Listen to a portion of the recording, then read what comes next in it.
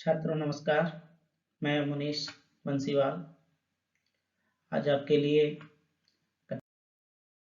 10वीं जो पुस्तक है संस्कृत सेमुसी द्वितीय भाग, इसका पाठ है व्यायाम सर्वदा पथ्य। ये तीसरा पाठ है। इस पाठ को लेकर के आज पढ़ते हैं।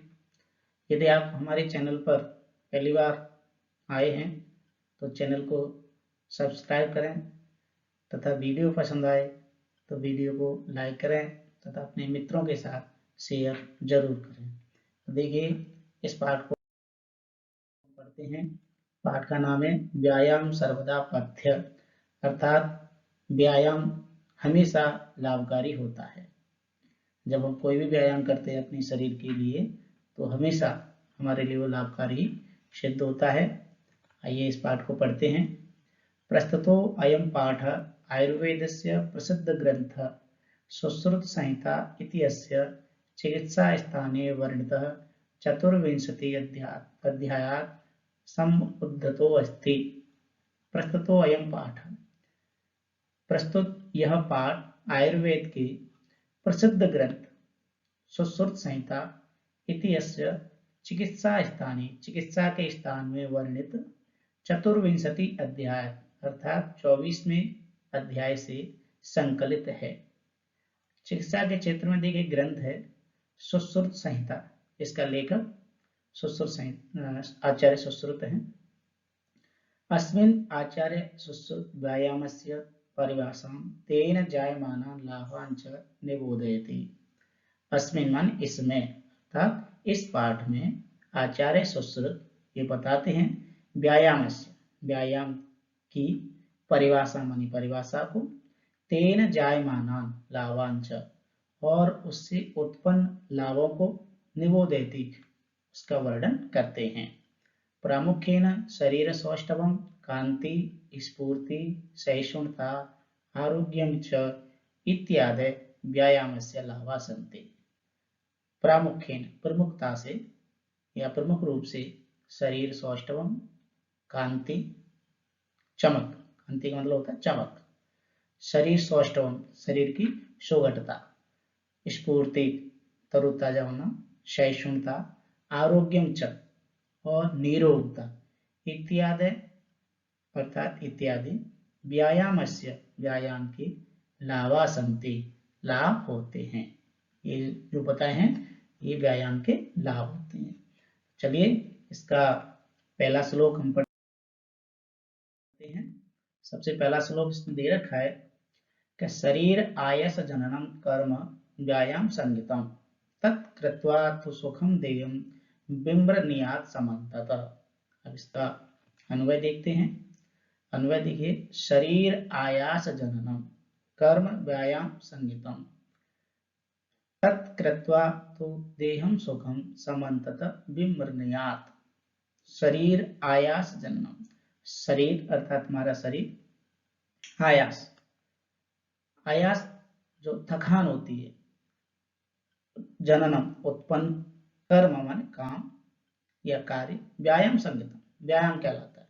शरीर में जब थकान पैदा होती है, जब हम व्यायाम करते हैं उसको दूर करने के लिए, तो व्यायाम कहलाता है।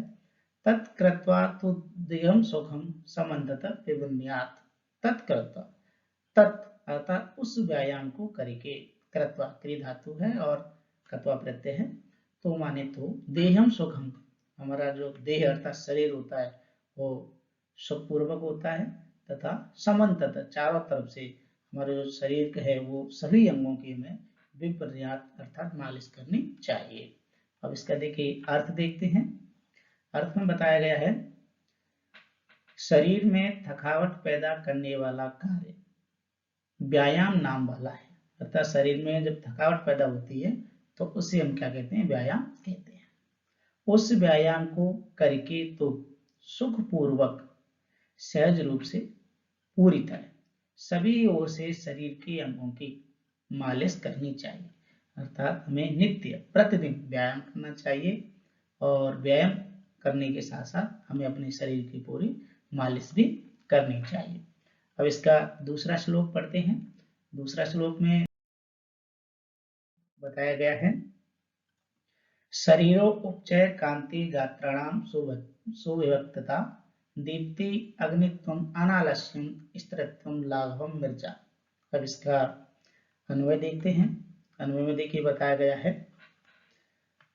सुविभक्तता शरीरो उपचय गात्राणाम कांति दीप्ति अग्नित्वम अनालस्यम स्त्रीत्वम लाघवम मिर्जा।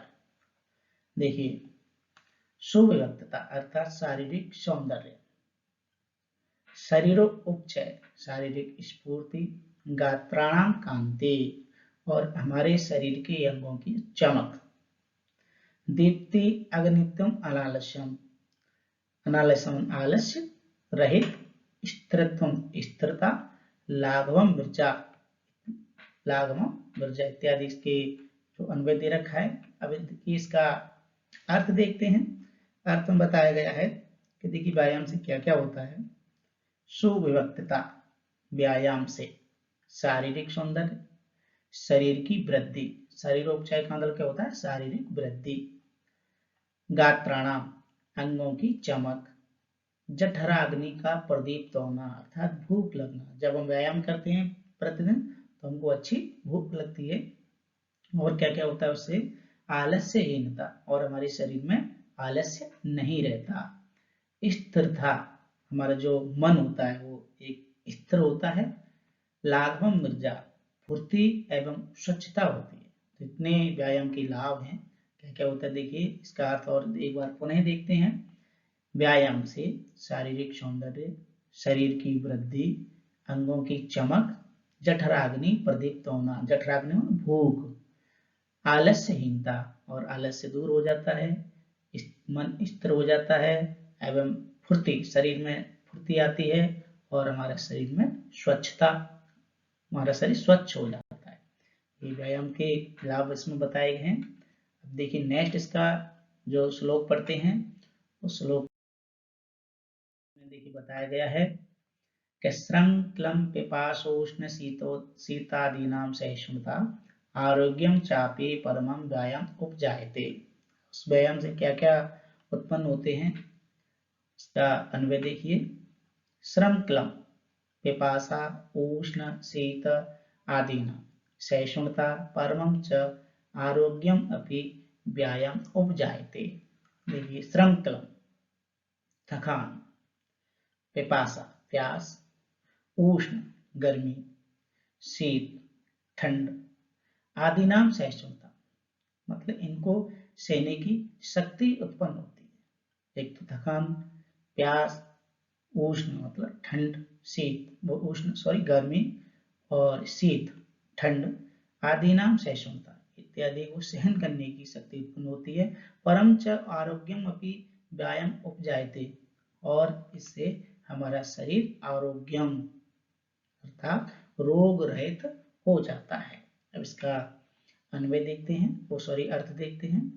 ये अर्थ में बताया गया है कि थकान, प्यास, गर्मी, ठंड आदि को सहन करने की शक्ति और महान स्वस्थता, निरोगता अर्थात रोगहीनता व्यायाम से होती है। जो व्यक्ति प्रतिदिन व्यायाम करते हैं वो बीमार बहुत कम पड़ते हैं और शरीर उनका सुगठित रहता है। इसका अगला श्लोक पढ़ते हैं। अगले श्लोक में देखिए क्या बताया गया है। इसका श्लोक का पहले वाचन करते हैं। न चास्ति सदृशं तेन किंचित स्थौल्यम अपकर्षणम न च व्यायामिनं मर्त्यं अर्दयन्ति अस्य बलात्। अब इसका अन्वय देखते हैं। अन्वय में देखिए बताया गया है कि तेन च सदृशं किंचित स्थौल्यम अपकर्षणम नास्ति व्यायामिनं मर्त्यं अस्य बलात् न अर्दयन्ति च। देखिए सीधा इसका भावार्थ देखते हैं कि तेन च माने और तेन अर्थात उससे, उस व्यायाम से या उस व्यायाम के समान, सदृश माने समान, किंचित माने कोई भी, स्थौल्यम अपकर्षण जो शारीरिक मोटापा होता है उसको दूर करने का और कोई साधन नहीं, अर्थात व्यायाम करने से हमारा मोटापा दूर हो सकता है। व्यायामेन मर्त्यम अस्य बलात् न अर्दयन्ति च और जो व्यक्ति व्यायाम करता है उसको जो दुश्मन अर्थात शत्रु लोग होते हैं उसके मतलब बल से उसको कुचलते नहीं, अर्थात वो हमेशा ताकतवर रहता है और अपने शत्रुओं से भी जीत जाता है। इसलिए हमें रोजाना व्यायाम करना चाहिए। इसका अनुवाद देखते हैं। अनुवाद में देखिए बताया गया है कि और उस व्यायाम के समान, अर्थात हम जो प्रतिदिन व्यायाम करते हैं उस व्यायाम के समान मोटापा दूर करने वाला कोई साधन नहीं है। एकमात्र व्यायाम ही एक ऐसा है जिससे हम अपना मोटापा दूर कर सकते हैं। व्यायाम करने वाले व्यक्ति को शत्रुगण जबरदस्ती नहीं कुचल सकते, अर्थात उसको किसी प्रकार का कष्ट या पीड़ा नहीं पहुंचाते, क्योंकि व्यायाम से उसका शारीरिक शरीर सही रहता है और वह अपने शत्रुओं से भी जीत सकता है। इसलिए शरीर को स्वस्थ और निरोगी बनाने के लिए हमें प्रतिदिन व्यायाम अवश्य करना चाहिए। इसका अगला श्लोक पढ़ते हैं। अगले श्लोक में बताया गया है, देखिए क्या इसमें, देखिए अगले श्लोक में इसका अध्ययन करते हैं। न च एनम सहसा आक्रम्य जरा समाधिरोति स्त्री भवति आसम च व्यायाम अविरतस्य च। इसका अन्वय देखते हैं। च एनम सहसा आक्रम्य जरा न समाधिरोति व्यायाम अविरतस्य च मासम स्त्री भवति। देखिए व्यायाम से क्या क्या होता है। न चैनम, इसका अन्वय के अनुसार अर्थ देखें। च माने और, एनम माने इस व्यायाम से, सहसा अचानक, आक्रम्य माने आकर के, जरा, जरा का अर्थ होता है बुढ़ापा, न समाधि होती, अर्थात जो व्यक्ति व्यायाम करता है उसको अचानक से बुढ़ापा कभी नहीं आता। व्यायाम अविरतस्य च मासम, और व्यायाम करने से उसका मांस अर्थात उसका शरीर सुगढ़ स्त्री भवती, अर्थात उसका एक स्थिर हो जाता है, मांस उसका सुगठित हो जाता है। इसका अर्थ देखते हैं। अन्वय में बता दिया है, अब अनुवाद में इसमें बताया गया है। देखिए और इस व्यायाम परिश्रम, व्यायाम का एक मतलब ऐसे परिश्रम हो गया, मेहनत हो गया, करने वाले को बुढ़ापा अचानक नहीं दबोचता, अर्थात जो व्यक्ति व्यायाम करता है उसको बुढ़ापा जल्दी से नहीं आता, अचानक उसमें बुढ़ापा नहीं आता। व्यायाम में संलग्न, संलग्न का मतलब होगा लगे हुए, व्यक्ति का जो मांस अर्थात उसका जो शरीर होता है वो स्थिर रहता है। शरीर उसका कैसा है, बिल्कुल स्थिर रहता है, अचल रहता है, असल कह सकते हैं इसको। अब इसका अगला श्लोक देखते हैं। अगले श्लोक में बताया गया है। व्यायाम स्वं गात्रस्य पदव्याम उद्वर्ततस्य च व्याधेन उपसर्पन्ति वेनेते इव रोगा वयो उपगुणहीनम अपि कुर्यात् सुदर्शनम। इसका अन्वय देखते हैं। हमें बताया गया है व्यायाम से क्या क्या होता है। व्यायाम स्वं गात्रस्य च पदव्याम उद्वर्ततस्य वेनिते उर्गा इव व्याधयो न उपसर्पन्ति। देखिए व्यायाम से जब हम शारीरिक व्यायाम करते हैं उससे क्या लाभ मिलते हैं हमें, उसका अर्थ देखते हैं पहले। देखिए व्यायाम से क्या क्या होता है कि व्यायाम या परिश्रम के कारण पसीने से लथपथ शरीर वाले, पसीने से लथपथ शरीर वाले तथा पैरों से रौंदे हुए शरीर वाले व्यक्ति के पास व्याधियां, व्याधियां का अर्थ होता है रोग, गरुड़ के पास सांपों की तरह नहीं आती। इसमें देखिए वैनित्य, वैनित्य कहते हैं गरुड़ को, वनिता का पुत्र इसलिए इसको वैनित्य कहते हैं। जिस प्रकार से इसमें बताया गया है कि जो व्यायाम करते हैं, व्यायाम या परिश्रम के कारण पसीने से लथपथ शरीर वाले, जब व्यक्ति व्यायाम करता है तो पसीना आ ही जाता है, तथा पैरों से रौंदे हुए शरीर वाले, और उसका शरीर इस प्रकार से हो जाता है जैसे किसी ने पैरों से उसको रौंद दिया हो, उस व्यक्ति के पास व्याधियां अर्थात रोग, गरुड़ के पास सांपों की तरह, जिस प्रकार से गरुड़ के पास सांप नहीं जाते उसी प्रकार से व्यायाम करने वाले व्यक्ति के पास कभी भी बीमारियां नहीं जाती।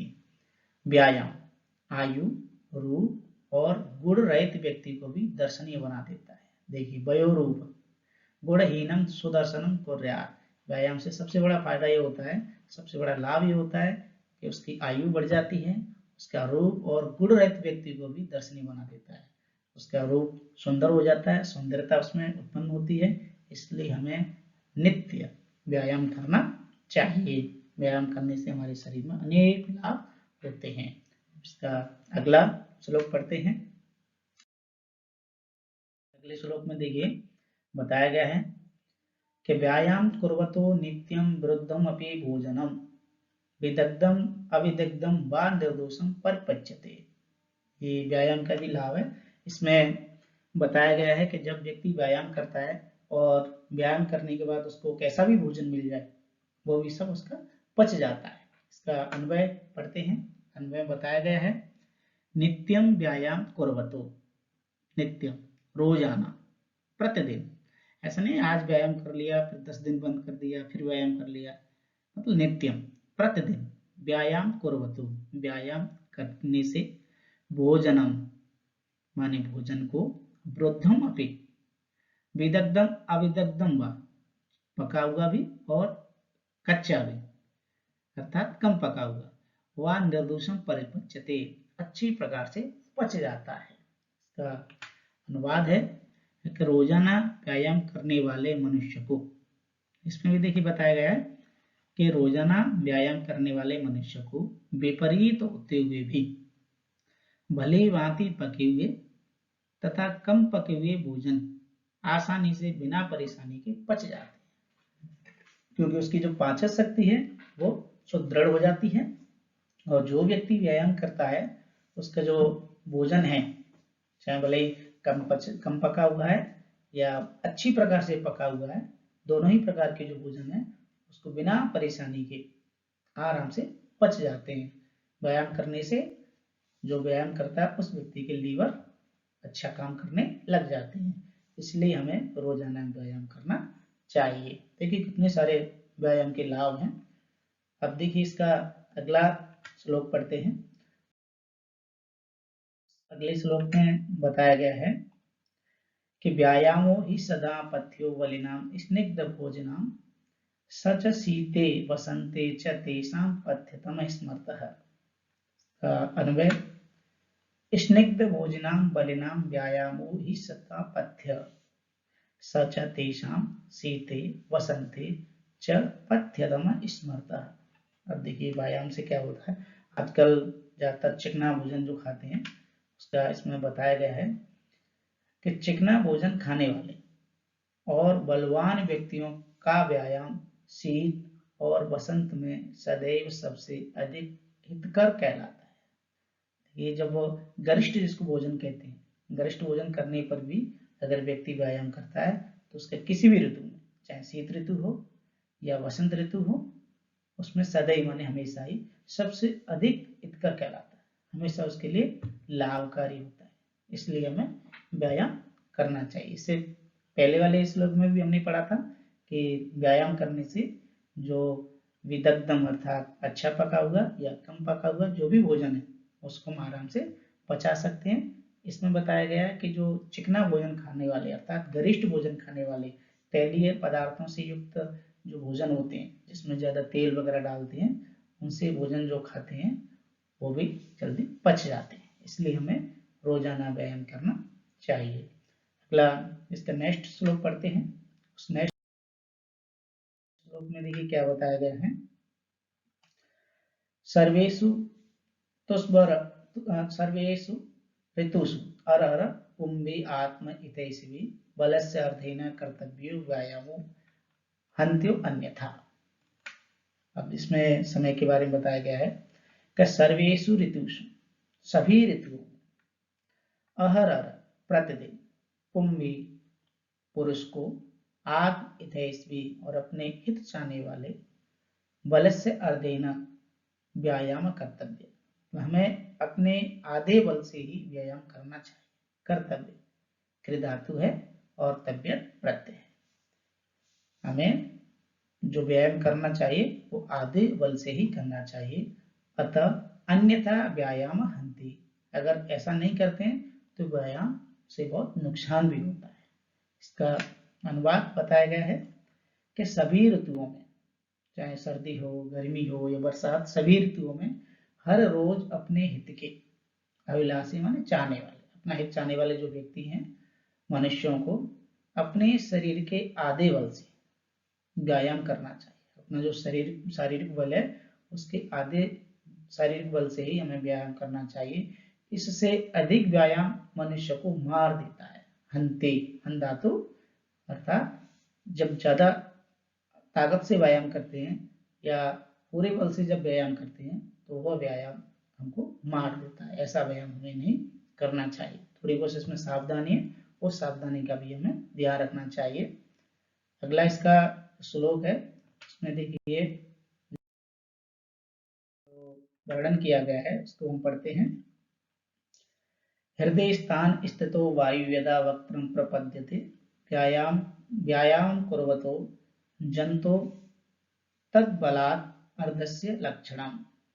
इसका अन्वय है यदा अर्थात जब, हृदय स्थान स्थितो वायु वक्त्रं प्रपद्यते तद व्यायाम कुर्वतः जंतो बलात् अर्धस्य लक्षणम्। इसमें देखिए बताया गया कि जब हृदय स्थान, हमारे हृदय रूपी स्थान से जो वायु हमारे शरीर के अंदर जाती है, तद व्यायाम कुर्वता, उस व्यायाम को करते हुए जंतो अर्थात जो व्यक्ति है, बला अर्धस्य लक्षण, ये आधे बल का उसका एक तरह का लक्षण बताया गया है, उसकी परिभाषा बताई गई है। अब इसका हम अन्वय देखते हैं, अब अर्थ देखते हैं। अन्वय हो गया। अब अनुवाद में बताया गया है कि जिस समय जब हम व्यायाम करते हैं उस समय की बात बताई गई इसमें, जब हृदय में विद्यमान बात अर्थात हवा मुख की ओर प्रवृत्त होती है। जैसे जो व्यायाम करते हैं तो हमारे हृदय से जो हवा वो मुख की ओर प्रवृत्त होती है, तब व्यायाम करने वाले प्राणी के आधे बल सामर्थ्य, उसकी जो क्षमता होती है उस सामर्थ्य के अनुसार का लक्षण संकेत प्रतीत होता है। तो उसका ये संकेत दिया गया है कि जब हृदय स्थित जो विद्वान अर्थात जो वायु है वो अगर हमारे मुख की ओर प्रवृत्त होती है, मुख की तरफ आती है, तब व्यायाम करने वाले प्राणी के आधे बल अर्थात अर्ध बल के समान लक्षण प्रतीत होता है। अगला इसमें श्लोक दे रखा है और बताया गया है कि वयोबल शारीराणि देश काल असनीच समीक्ष कुर्यात् व्यायाम अन्यथा रोगम आपनेयात्। इसमें कुछ विशेष सावधानी बताई गई है कि कहाँ कहाँ इन्हें सावधानी रखनी चाहिए, अन्यथा हमें व्यायाम नुकसानदायक भी बना सकता है। देखिए इसमें बताया गया है कि वय अर्थात आयु, बल, शरीराणि च देश काल, शरीराणि अर्थात हमारे जो शरीर, च और देश काल, देश काल कहते हैं समय और स्थान, असनानी, असनानी का मतलब होता है भोजन, समीक्ष अच्छी प्रकार से देख करके उसका परीक्षण करके व्यायाम को व्यायाम करना चाहिए। अन्यथा रोगम आपनेयात्, अगर ऐसा नहीं करेंगे तो हमें रोग उत्पन्न हो जाएंगे। इसका अर्थ दे रखा है, मनुष्य अर्थात जो भी व्यक्ति व्यायाम करता है वो आयु, बल, शरीर, स्थान, समय और भोजन को परीक्षण करके अर्थात उसका अच्छी तरीके से परीक्षण करके उसको टेस्ट करके व्यायाम करें, अन्यथा नहीं तो रोगता को प्राप्त होता है अर्थात उसमें विभिन्न प्रकार की बीमारियां पैदा हो जाती हैं। ये विशेष इसमें सावधानी है। ज्यादातर इस पाठ में लाभ बताए। देखिए और वीडियो देखने के लिए धन्यवाद। यदि वीडियो पसंद आए तो शेयर करें। धन्यवाद।